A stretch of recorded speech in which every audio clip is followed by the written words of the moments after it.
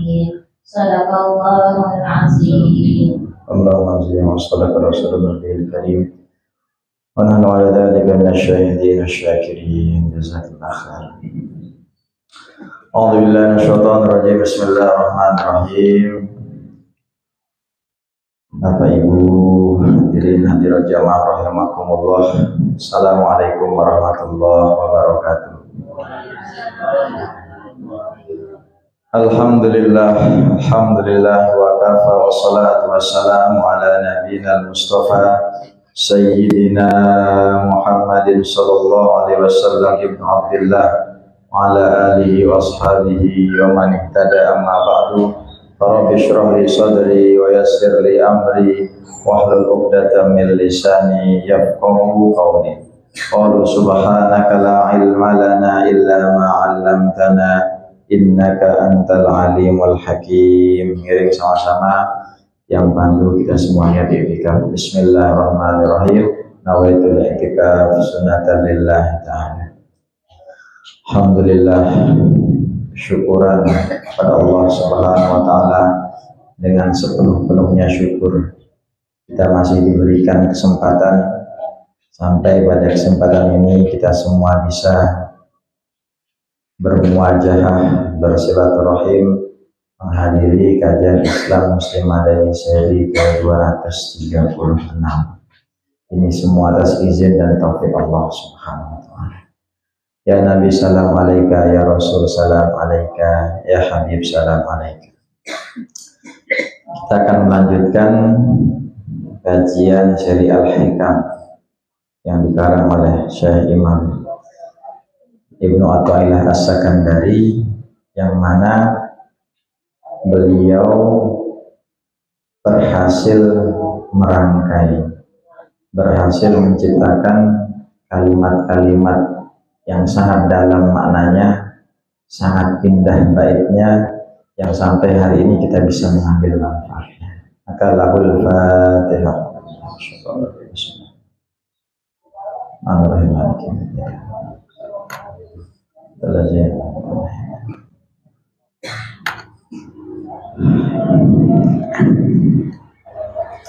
Itu perumpamaan.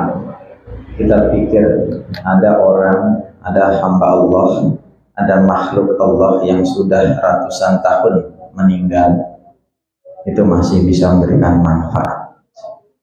Para penulis, para muallifin kitab, alim ulama, ya, para tuan guru, para pendiri pesantren, para semuanya itu banyak meninggalkan jariah-jariah yang padahal mereka semua telah tiada. Ya, sama dengan kitab-kitab yang kita kaji. Beliau mengatakan bab ke-7, idza fataha laka wijhatun min at-ta'arruf fala tubali ma'aha in qalla amal. Manakala Allah Subhanahu wa taala telah membukakan pintu ma'rifat, pintu agar kita mengenal Allah, maka jangan sekali-kali pandang amalan kita. Artinya apa? Allah Subhanahu wa taala dialah zat yang memiliki kekuasaan penuh dan mutlak. Kalau Allah mau ngasih, itu ngasih saja. Tidak peduli kita itu rajin ibadah, nggak peduli kita itu khusyuk ibadah, atau kita malas atau gimana, Allah kalau ngasih saja. Pintu ma'rifat, ya, pintu ma'rifat artinya kita dikasih kesempatan mengenal Allah, itu tidak melihat orang itu rajin ibadah atau tidak. Ada orang yang amal ibadahnya nampaknya sederhana, tidak berat-berat, tetapi dia dapat ma'rifatullah. Orang yang punya ma'rifatullah dalam bahasa agama disebut al-arif billah, dia yang mengenal Allah.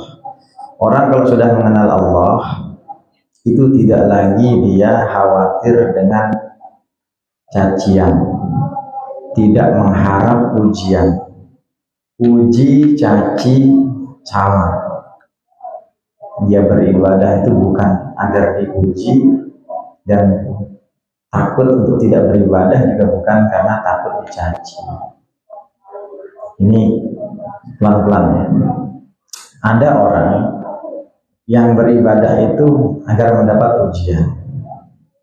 Artinya di depan orang dia tuh taat, soleh, baik. Tetapi dalam kesendirian kebalikannya.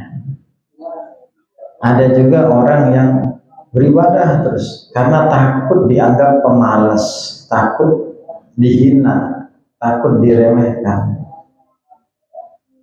Padahal mau dilihat atau tidak, ada atau tidak orang, ibadah saja. Karena kalau Allah sudah ngasih sesuatu kepada kita, baik itu berupa hikmah, baik itu berupa rezeki harta, baik itu kebahagiaan, ketenangan, dikasih saja, tidak perlu melihat. Yang sering sampaikan, kalau orang sholat itu tidak untuk kaya.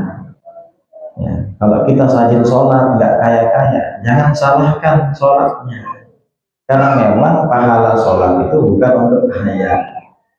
Ya, pahala sholat itu ya kembali ke kita untuk kita makin tenang agar Allah itu ridho. Fa'innahu ma fataha laka illa wa huwa yuridu ayata'arrafa ilaika. Sesungguhnya Allah Subhanahu wa taala kalau sudah ingin memberikan kita sesuatu, ya udah ngasih saja karena dia ingin memperkenalkan dirinya kepada kita. Banyak orang yang tidak tahu diri. Tidak tahu diri itu artinya apa?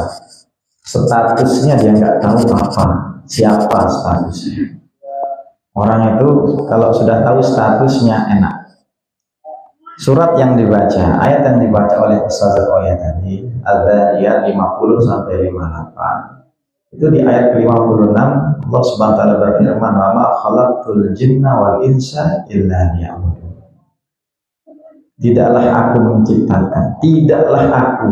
Allah itu menciptakan kita hanya satu alasan, liya'budun, untuk menyembahku. Allah itu kewajiban kita hanya menyembah Allah, bukan memberi makan Allah, bukan memberikan persembahan dalam bentuk apa. Ibadah kita itu adalah persembahan kita kepada Allah. Ya, ada ya mungkin Tuhan-Tuhan yang lain ya Allah harus diberi makan. Ya, ada yang harus atau membutuhkan sesuatu daripada ciptaannya, membutuhkan sesuatu daripada makhluknya. Makanya Nabi Ibrahim alaihissalatu wassalam itu paling benci sama penyembah berhala. Kenapa? Karena dia dibuat, dia disembah, dia dikasih makan. Nah, ketika beliau menghancurkan berhala-berhala itu, disisakan satu berhala yang paling besar dengan digantungkan kapak di tangannya, di lehernya, agar kalau dia yang tertuduh, karena dia tahu nih logikanya Nabi Ibrahim alaihissalam yang masih muda, karena dia pasti akan tertuduh, pasti dia pelakunya. Ketika ditanya, nggak tahu saya, tanya saja sama tuh yang paling besar yang bawa kapak. Para pengusirnya berpikir, mana mungkin pasti bisa menghancur, berbicara saja tidak bisa. Tergodalah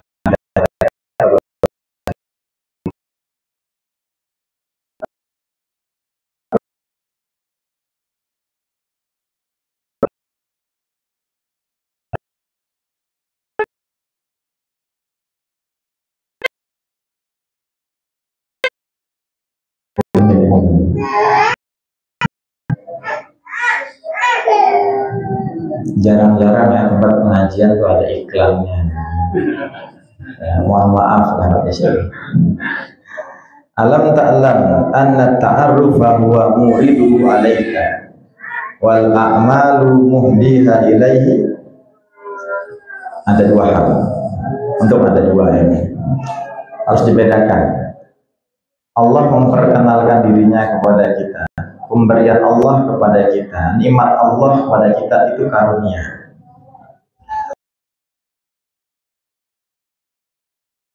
Apa yang kita lakukan, persembahan kita, ibadah kita, sholat kita, ketaatan kita, puasa kita, sedekah kita, semuanya yang lillah,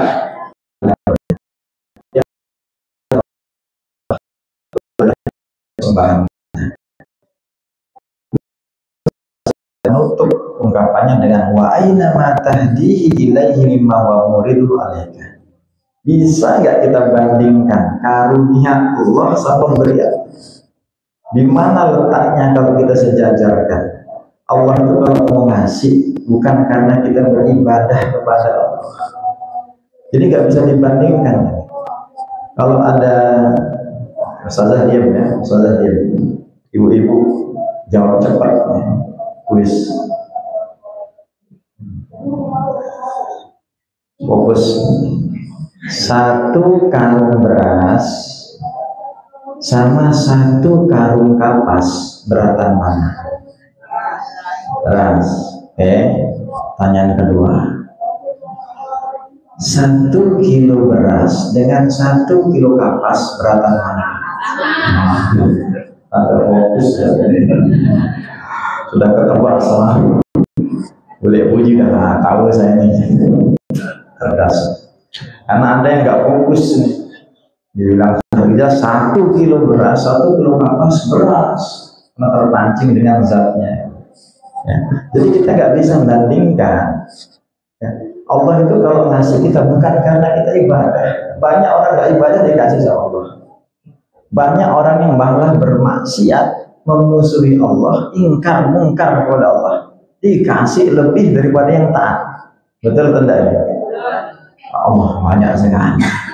Coba kita list ya di Google 10 orang terkaya. Nah, mungkin bukan muslim. Karunia bentuk harta luar biasa. Bahkan ada yang sekarang mau pergi ke planet lain. Elon Musk itu buat roket, harganya ratusan.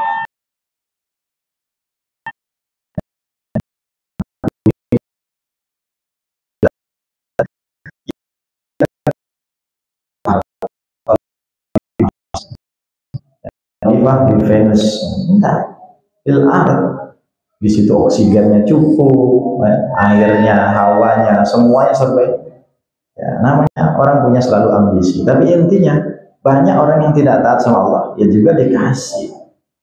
Ya, di artinya tidak bisa kita bandingkan pemberian Allah dengan persembahan kita. Sebesar-besarnya kita, sebanyak-banyaknya kita zikir, bilang alhamdulillah, alhamdulillah, yang mungkin 1000 kali misalnya satu hari, itu mungkin dengan nikmat yang 1 teguk itu tidak ada harganya. Dengan 1 tarikan nafas itu tidak bisa dibayar sebenarnya dengan ribuan kali zikir. Seakan-akan kalau bisa ibadah, bisa sempat ibadah, itu syukur karena dikasih ibadah. Itu nikmat yang lebih daripada semua. Usi nafsi wa iyyakum taqwallah. Jadi dari kalimat ini kita bisa pahami bahwasanya ada hak prerogatif yang mutlak hanya Allah yang bisa menarik dan Allah yang bisa memberikan. Ya. Allah itu kalau sudah ngasih, kalau sudah narik ya narik, tidak melihat asbab-asbabnya. Ada yang diundang melalui asbab, ya. Barang siapa yang males, ya rezekinya sedikit. Ada kadanya kalanya begitu. Yang rajin rezekinya bertambah. Mungkin sekitar 1 bulan lalu sudah jelaskan macam-macam rezeki ya. Ada rezeki karena anak, ada rezeki karena menikah, ada rezeki karena berusaha, ada rezeki karena bersyukur, ya macam-macam. Ada 8, ada 9 macam rezeki. Tapi intinya, masya Allah ya, hak mutlak yang ada dalam genggaman Allah itu tidak bisa diganggu-gugat. Maka kita minta sama Allah apa? Allahumma inna nas'aluka birahmatika. Birahmatika astaghir. Dengan rahmatmu kami minta. Kita ini jangan minta diadili sama Allah. Ya Allah, adili saya ya Allah. Wah, bahaya itu. Kita tuh minta rahmatnya Allah, minta ampunannya, bukan minta keadilan Allah. Ya Allah, hidup ini tidak adil. Saya ingin keadilan darimu. Oh, berani gak kita doa kayak gitu? Rasulullah tidak pernah mengajarkan kita minta keadilan sama Allah.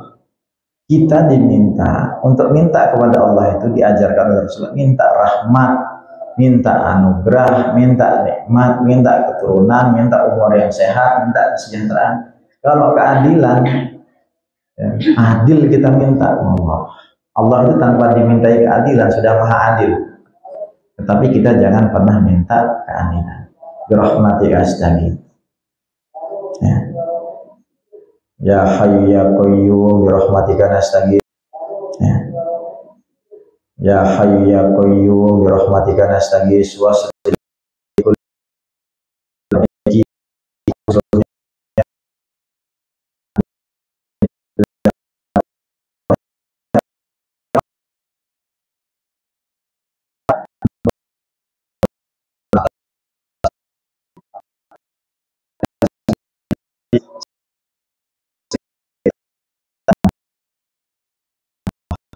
ya, karena kita nggak bisa kan setiap saat, makanya setiap habis sholat minimal kita doa itu agar tidak ada keputusan yang lahir berdasarkan emosi, tidak ada pilihan yang lahir akibat nafsu, tidak ada kebijakan yang tercipta gara-gara kita punya kepentingan ini dan itu, agar senantiasa pilihan kita, ya, kebijakan kita, jalan kita, hari-hari kita, pekerjaan kita itu senantiasa mendapat naungan rahmat Allah Subhanahu wa taala. Nah, kita mendapat naungan rahmat Allah Subhanahu wa taala. Nah, 8 tambah misalnya ayam bid, dia rajin 13, 14, 15, 8 tambah 3 11, mentok 11 12 hari dalam sebulan. Itu puasa sunnah, itu udah hebat. Saya nggak katakan, saya nggak meremehkan, itu hebat. Tapi dibanding karunia Allah, tidak ada apa-apanya. Bahkan hatta sekalipun kita puasa misalnya,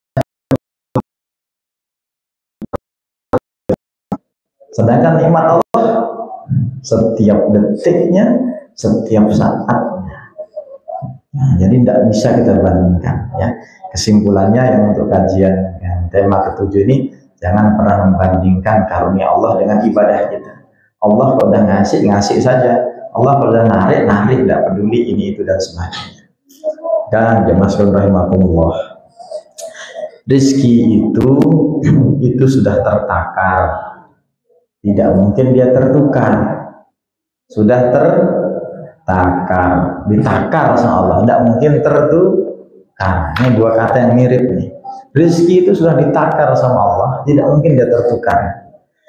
Ada ilustrasi, percaya nggak kira-kira kalau setiap kita ini dalam satu kehidupan, sejak kita dalam kandungan sampai nanti nafas kita terakhir kita meninggal, rezeki kita itu lebih daripada 1 miliar. Percaya nggak? Sangat percaya. Kita belum menghitung oksigen, ya. Tidak usah hitung oksigen. Hitung secara makanan saja. Air susu ibu kita, buburnya kali sekian tahun, popok pempesnya, bedaknya, bajunya, minyak wanginya, makanannya, uang jajannya, rumah, itu di total 1 M lebih. Makanya ada penelitian yang menjelaskan mau percaya atau tidak. Rezeki orang rata-rata 25 sampai minimal 25 M. Belum dihitung oksigen. 25 M. Sekarang masing-masing kita sudah memakai jatah berapa?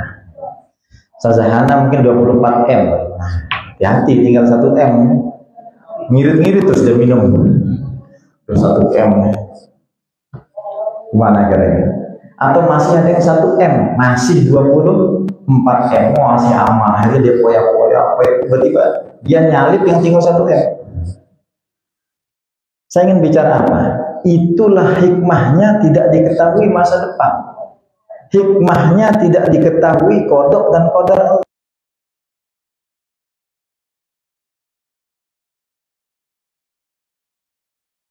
Jam tangan maut misalnya, kamu usia tinggal seminggu lagi, udah tidak kita ngapa-ngapain, yang ngajarkan meninggalkan ngajarnya, pegang tasbih, tidak mau menafkahi anak istrinya, kalau waktunya tinggal mepet. Kalau yang masih lama, hura-hura dulu, satu saya nggak akan mati kok, waktu saya tinggal 20 tahun lagi. Tapi dengan tidak diketahuinya kodok dan qadar, itu menjadikan orang itu hati-hati, menjadikan orang itu taat, menjadikan orang itu istiqomah. Ini bagi sudut pandang yang lurus. masa bodoh tidak akan sama. Jangankan gitu, percaya akhirat enggak, sudah selesai. Udah.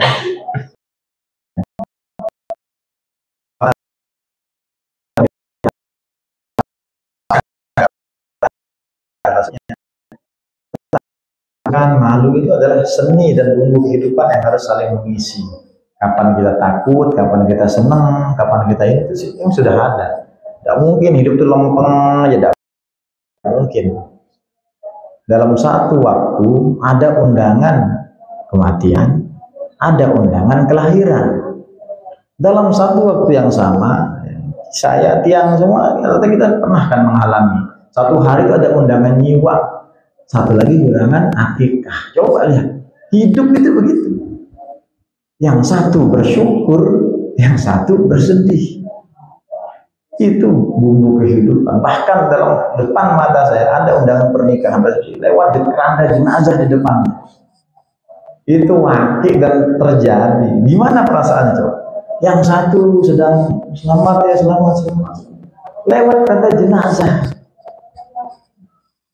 Itu kalau difoto, itulah kehidupan. Nah, itu kehidupan. Dia pengen ikut ngaji, ya Allah, tikus aja lo pengen ikut ngaji. Jadi hidup itu begitu, ada lewat di saat bersamaan. Ya. Masya Allah ya. Jadi, Masya Allah, kalau kita lihat memang hidup ini, ya, dibilang panggung sandiwara betul, dibilang mazra'atul akhirah, apa namanya?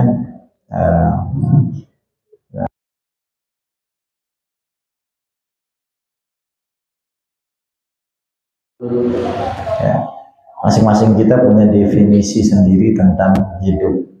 Tapi kalau kita merujuk kepada surat Az-Zariyat 56 itu adalah hidup ini adalah beribadah kepada Allah. Ibadah itu bisa melalui dagang, bisa melalui mengajar, bisa menjadi mengasuh anak, bisa menjadi orang yang kerja ini itu diniatkan saja ibadah. Ya. Maka orang beribadah itu sejatinya dia sedang menjalankan fungsi kekhalifahannya di dunia. Ya, tidak mengkhianati. Jadi dari ayat 50 tadi Ustazah Oya itu membaca bahwasanya para nabi-nabi terdahulu ketika mendakwahkan agama tauhid itu dibilang oleh umat-umatnya nggak percaya, dikatakan para nabi jadi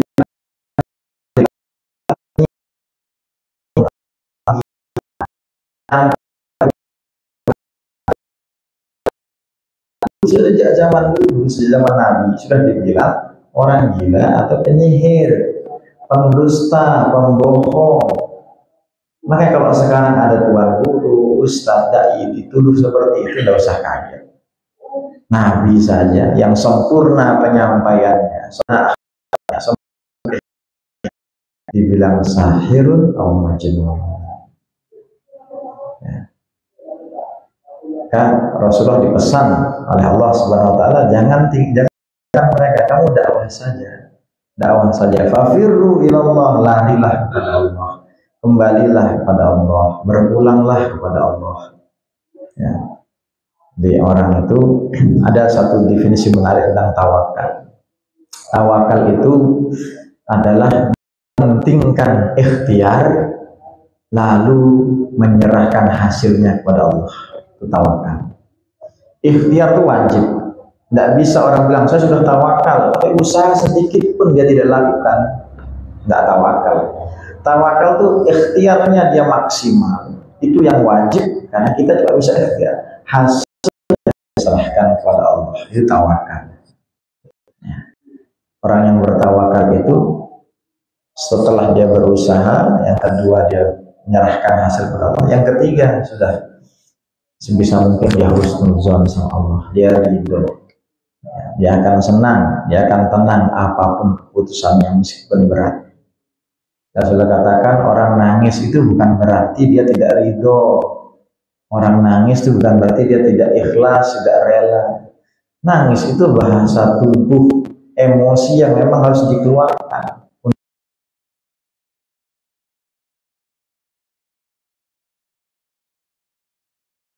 Kalau ada keluarganya yang nangis, tanda kutip dalam masih batasan normal, biarkan. Jangan kita tarik gitu. Jangan, biarkan. Ya dipeluk, dipukul gitu. Tapi biarkan dia melepaskan. Kasih dia waktu untuk melepaskan. Jangan orang nangis dikit, sabar, sabar. Karena dia perlu melepaskan. Ya. Jadi rumah duka itu kita lihat posisinya. Apalagi ada keluarga yang datang dari jauh misalnya. Ada keluarga yang ditunggu ini adalah apa namanya, anaknya atau siapa. Ketika datang, kasih dia waktu untuk melepaskan semuanya, ditenangkan, itu boleh. Tapi kalau dia menangis, biarkan, karena itu emang yang dia butuhkan saat itu, untuk melepaskan semuanya. Ini azan. Haji biasanya di sini kalau azan kita azan, terus habis itu kita lanjut sedikit. Oh, datang muazzinnya. Habis berdengah ya. Betul ya. Oke deh. Gini. Oh.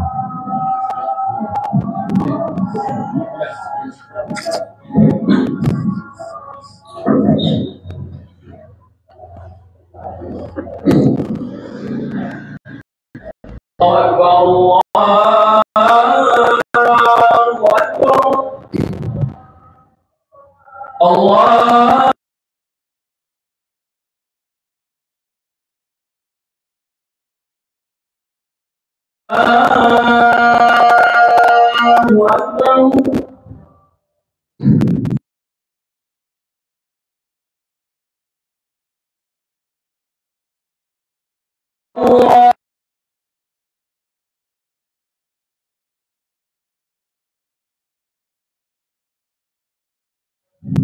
أشهد أن لا إله إلا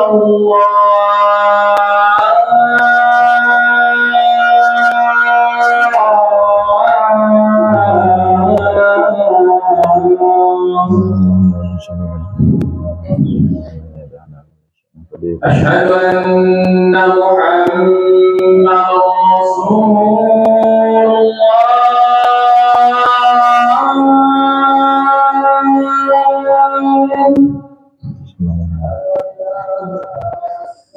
أشهد أن محمدا رسول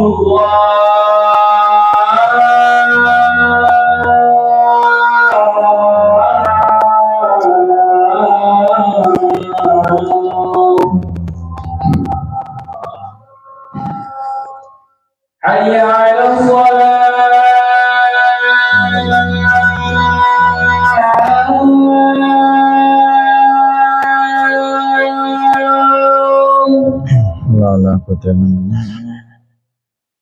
حي على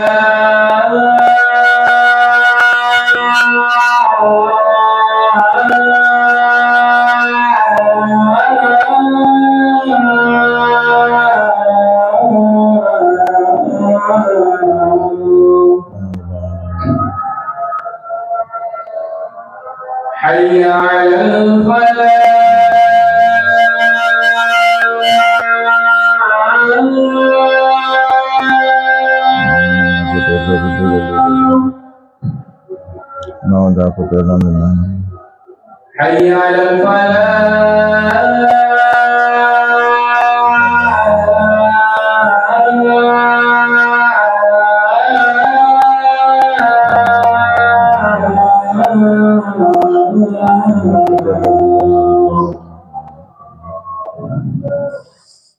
الله أكبر الله أكبر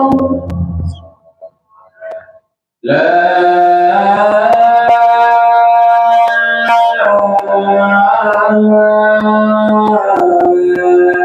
إله إلا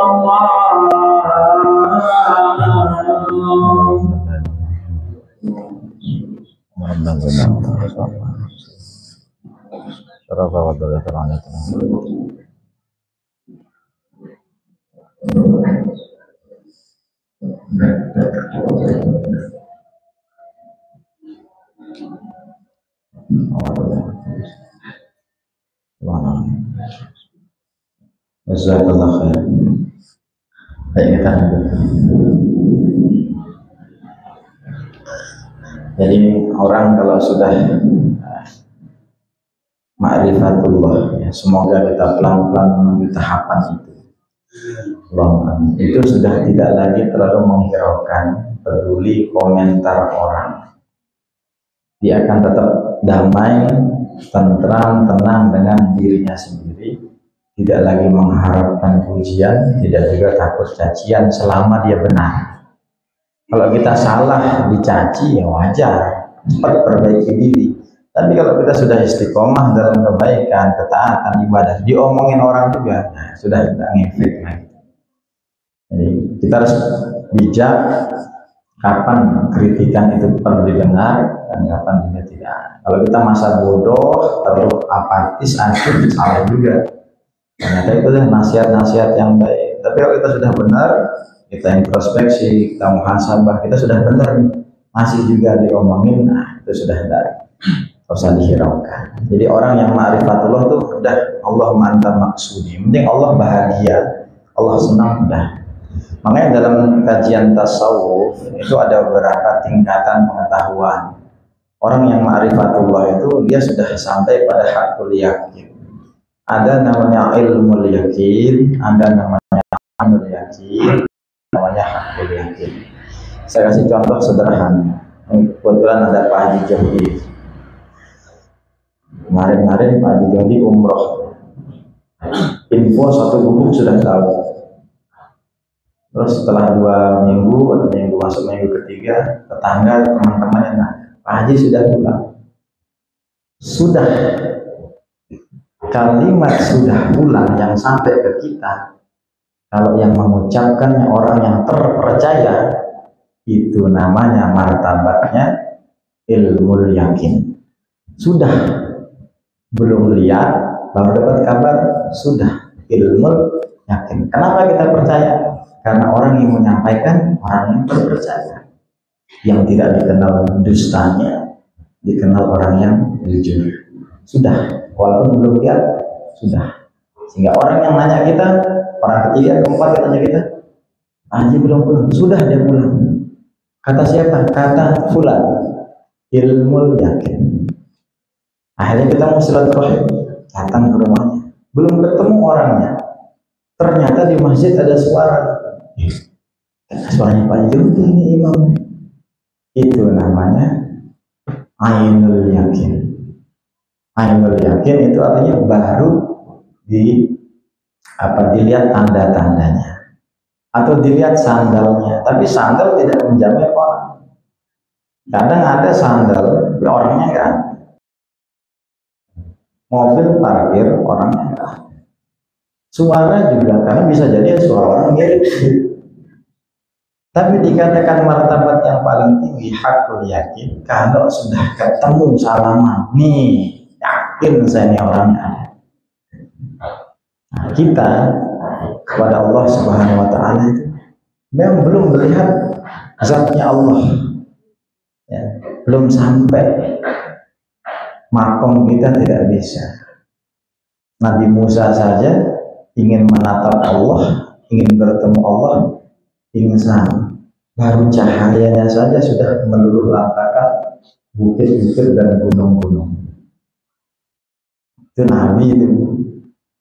Kita cukup melihat kebesaran Allah, tanda-tanda Allah, nikmat karunia Allah sudah membuat kita yakin. Ilmu yakinnya sudah ada, ainul yakinnya sudah dapat, hakul yakinnya semoga kita disuruh oleh Allah. Allahumma amin. Itu jadi kalau kita melihat segala sesuatu tidak mesti yang nampak ada. Ada yang tidak kita nampak di mata kita tapi ada. Ya, ada. Orang bisa yakin itu suaranya Haji Muhammad. Itu siapa? Dia yakin karena sudah terbiasa mendengar. Baik, kamu orang di luar, ada tidak pengajian Islam Muslim? Ada, baru suaranya tanpa dia melihat isi. Ada kebakaran, asap sudah besar dan nyala. Karena nggak perlu dia melihat untuk memastikan terjadi kebakaran, cukup dengan lihat orang sudah panik, ada kemarin kebakaran yang lewat. Tidak lagi penting rumahnya siapa, tidak lagi penting agamanya apa. Jadi kita dapat orang kecelakaan, alhamdulillah, kecelakaan. Agamamu apa? Tolong dulu, tolong dulu. Nonis batin, oh itu kan kita tidak gitu, konsep hidup tidak begitu. Ya, tolong nanti urusan yang lain. Di Masya Allah, tabarakallah, ya. Itu yang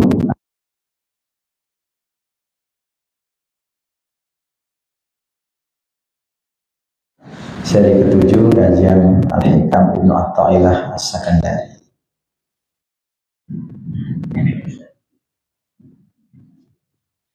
Ya, sebagai penutup, ya, dalam kajian tasawuf itu dikatakan man arafa nafsahu faqad arafa rabbah. Barang siapa yang kenal, barang siapa yang tahu dirinya. Tahu diri itu artinya apa? Statusnya dia tahu sebagai hamba, sebagai makhluk Allah, sebagai manusia, sebagai khalifah di dunia. Kalau dia tahu itu statusnya, makomnya, kedudukannya, maka dia akan tahu fungsinya untuk apa. Dia berasal dari mana, tujuan hidupnya itu apa, kemana dia akan nanti berakhir, dia akan tahu. Kalau sudah itu tahu semuanya, faqad arafa rabbah, maka dia akan tahu siapa Tuhannya. Ya, omong kosong kalau kita bilang saya paling tahu diri saya, tapi dia nggak tahu sama Tuhannya. Dia ada yang error, ada yang konslet, ada yang salah. Kalau orang itu tahu dirinya siapa, pasti dia tahu itu akan kemana, siapa penciptanya. Saya itu paling males berdebat sama orang ateis. Ateis itu tidak menganggap Tuhan itu ada. Bumi ini ada dengan sendirinya. Kok bisa? Nih loh. Air ini aja kesini ada yang nganter. Gelasnya ada yang buat, ada yang ngepak. Ada yang beli kardusnya, ada yang ngangkat, ada yang nyampe kita. Kok dunia yang sedemikian dahsyatnya dibilang ada di otaknya. Bintang-bintang yang bertaburan, planet yang tidak bertabrakan dalam galaksi, siang dan malam yang begitu teratur. Kira-kira nggak ada yang ngatur itu, kayaknya sia-sia kalau kita berdebat. Mejanya ada yang buat, lampu ini bisa nyala, ada yang tekan, ada kabel. Ya, ada hukum kausalitas, sebab akibat yang mewajibkan sesuai itu ada. Karena mungkin dunia ini yang serta isinya ini ada dengan sendirinya. Banyak orang yang tidak percaya Tuhan itu, sudah hatinya itu sudah mati, bukan sakit, sudah mati. Tidak bisa dikasih obat, tidak bisa dihidupkan, tidak bisa menerima kebenaran. Nah, jadi paling sia-sia lah berdebat sama mereka. Tarkul jawabi alal jahil jawab. Kalau diajak debat sama mereka, tinggalkan. Karena meninggalkan untuk menjawab adalah jawaban bagi mereka. Tinggalin aja, nggak usah. Kalau kita debat panjang, kita pakai dari Quran, mereka nggak percaya. Pakai logika, mereka nggak percaya. Buang-buang waktu. Maka, insyaallah ya, kita mengaji Al-Hikam ini mungkin agak sedikit berat nampaknya, tetapi sebisa mungkin kita sampaikan dengan bahasa yang sesimpel-simpelnya, seringan-ringannya. Ya, agar kita tuh inilah ya. Kalau kajian Al-Hikam itu kajian tasawuf ya. Kajian tasawuf itu adalah husnul khuluq, akhlak yang terpuji.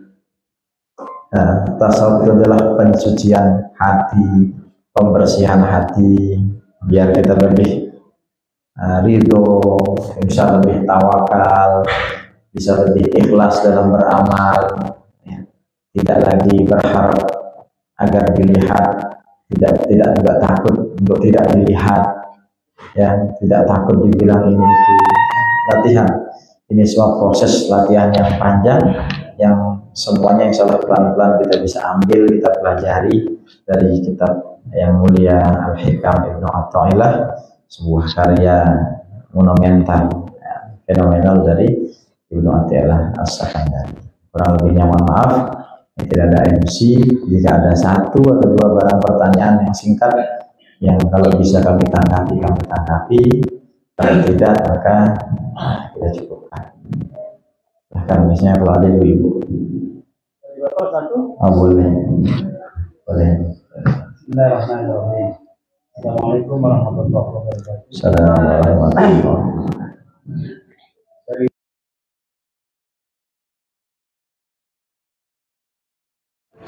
Tentang ayat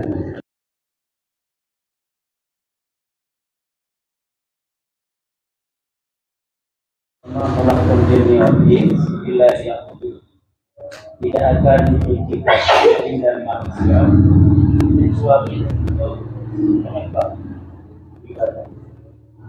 Yang mestinya kita pahami bahwa di situ kita sudah diciptakan, kemudian hidup keseharian kita ada aktivitas, kemudian berarti setiap hari, setiap bulan, setiap jabatan, detik selama aktivitas kita itu memang harus menyembah, beribadah.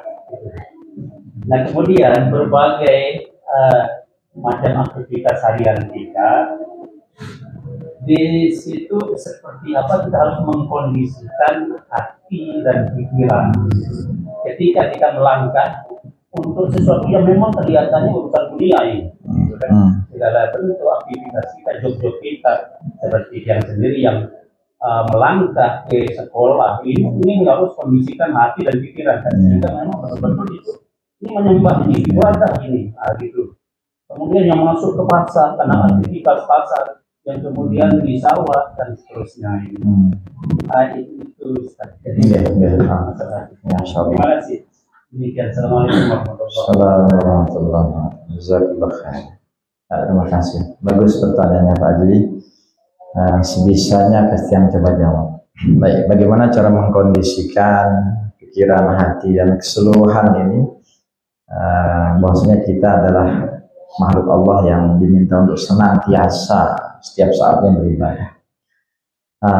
Bismillah. Yang pertama tentu kita harus membangun kesadaran akan status kita siapa.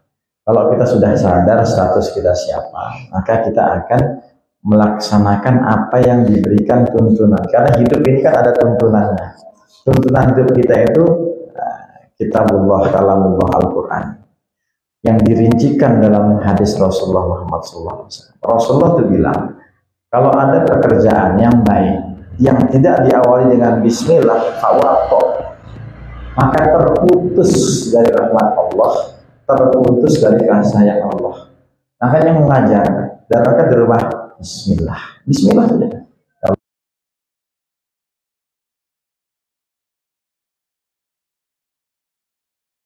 Beribadah.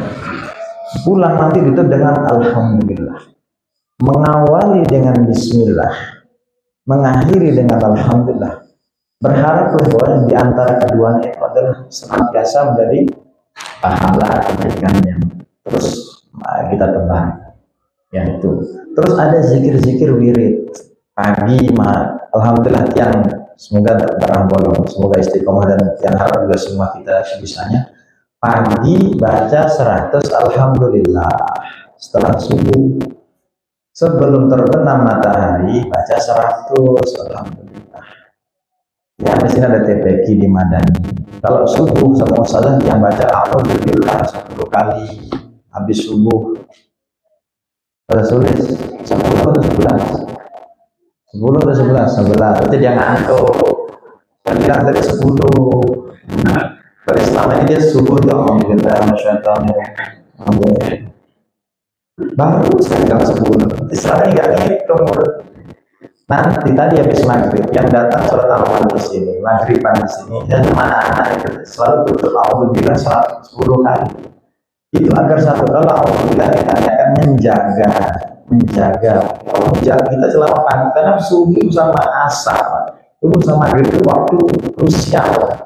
Kita harus mengawali hari dengan baik, menutup hari dengan baik. Alhamdulillah 100, alhamdulillah 100 pembukaan untuk alhamdulillah 10, alhamdulillah 10. Tutup dijaga, itu jadi untuk mengkondisikan hati pikiran.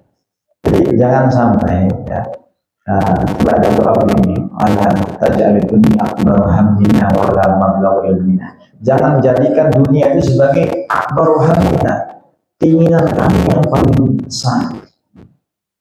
Kita jadikan dunia sudah kayak kami selalu bilang ini, jangan mati-matian mencari sesuatu yang tidak dibawa mati.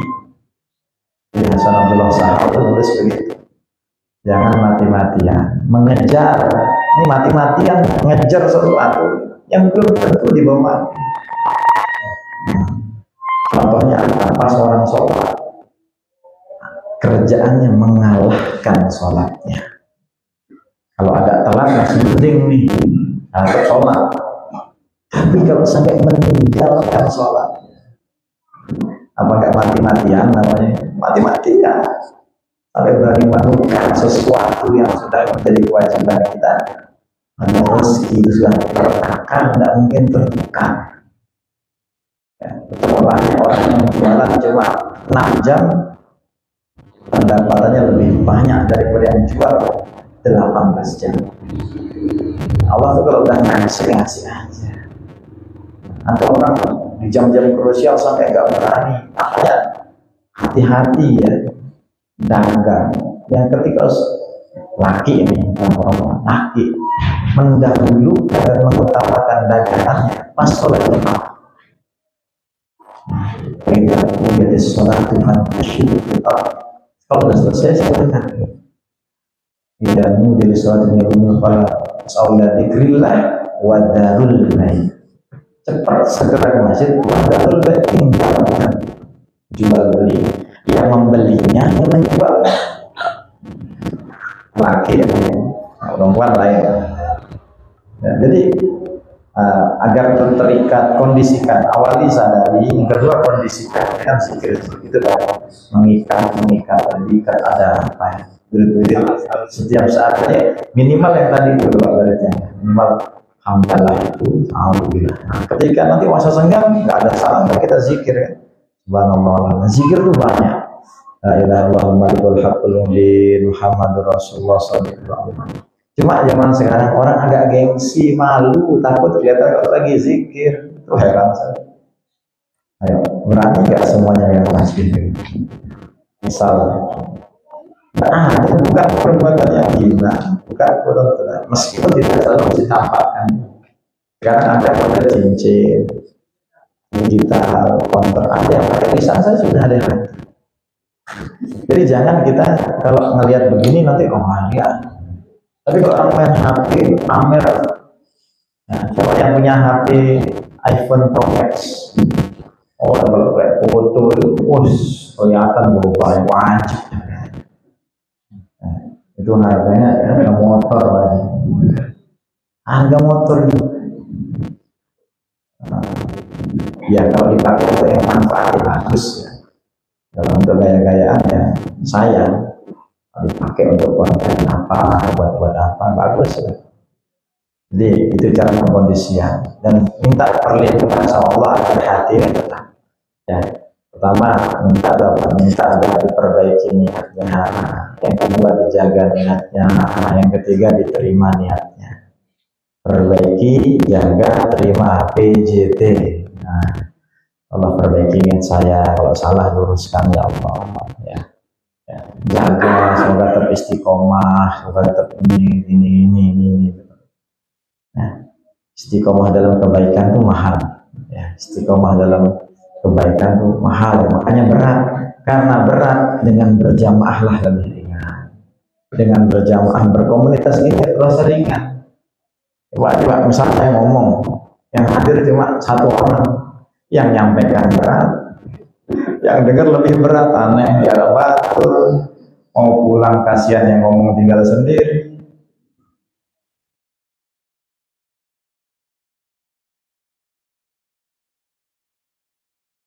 Ngomong depan 4 orang.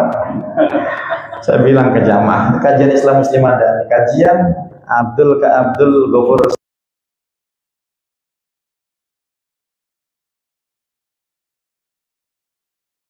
berempat, Allah berempat.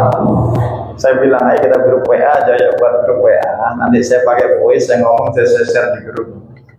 Allah, ya meskipun tidak lihat peduli banyak sedikit, tapi janganlah terlalu sedikit gitu.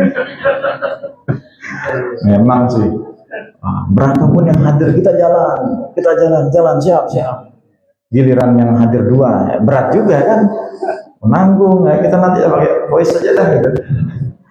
Jadi kadang banyak itu menyemangati, tapi emang ada kali pas hujan misalnya, yang rumahnya jauh-jauh nggak bisa datang, ayo yang dekat datang, kita semarakan gitu. Jadi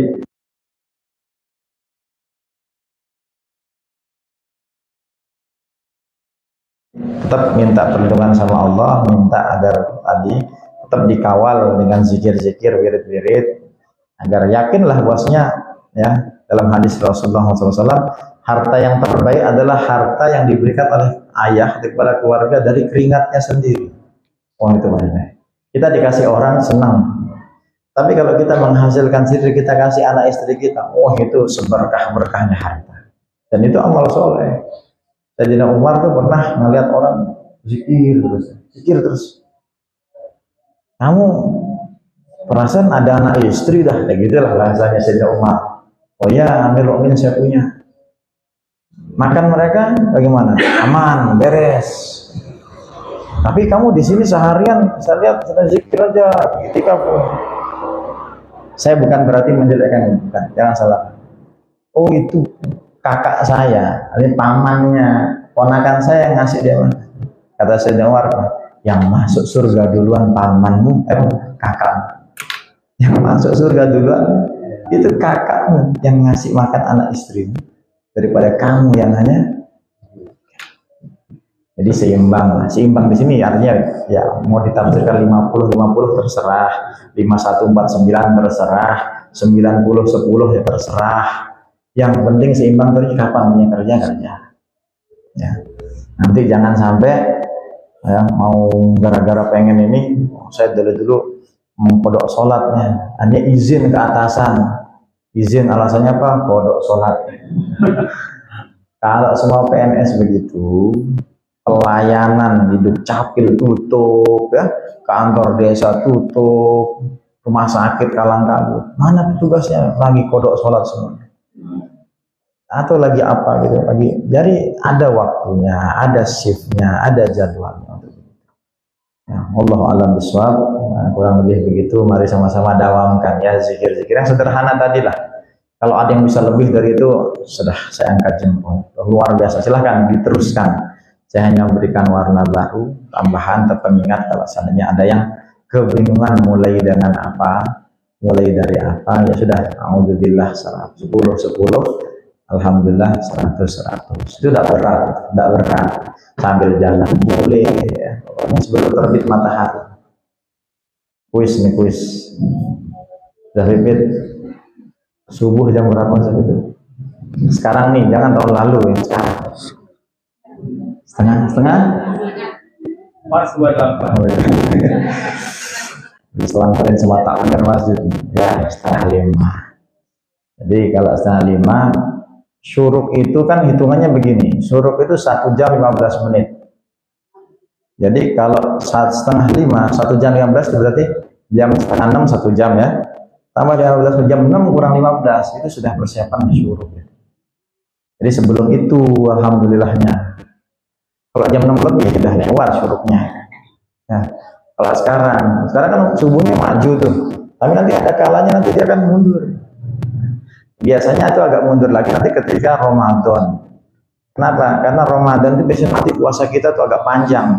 Bukannya sekarang jam 6 lebih 10 azan maghrib ya. Katakan begitu.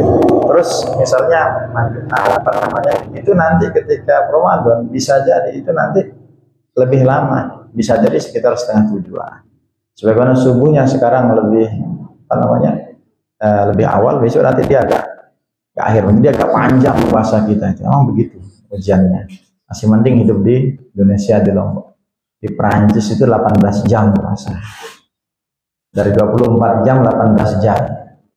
Ayo pindah ke Perancis yuk, biar pahalanya makin panjang. Jadi hitung di sahur sama ini sudah pendek. Insyaallah. Subhanallah wa bihamdihi subhanakallahumma wa bihamdika asyhadu an la ilaha illa anta astaghfiruka wa atubu ilaik. Wallahu a'lam bishawab. Semoga bermanfaat. Yang baik dan benar Allah Rasulnya, hilaf salah dari yang menyampaikan. Insyaallah jumpa lagi pekan depan minggu ketiga.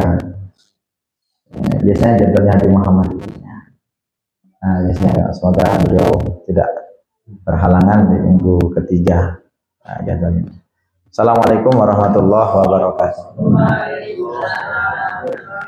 Kita langsung sholat.